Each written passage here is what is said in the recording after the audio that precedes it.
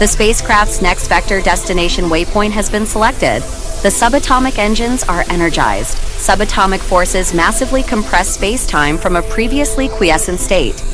Analogy Hooke's law. The space-time in the direction of the vector destination waypoint is massively stretched towards the spacecraft. The spacecraft hyperjumps via quantum exospace to the adjacent massively compressed space-time. The spacecraft disappears from the electromagnetic spectrum R1. Instantly, the spacecraft arrives at the predetermined destination, vector objective waypoint. The waypoint is projected from the spacecraft by a vector objective gamma beam.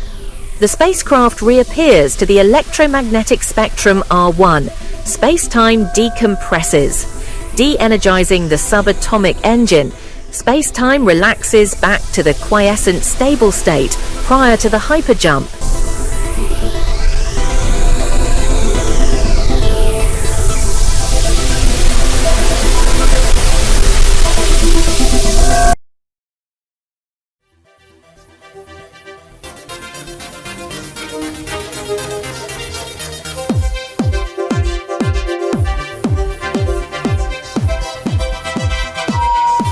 Ladies and gentlemen, hello and welcome aboard.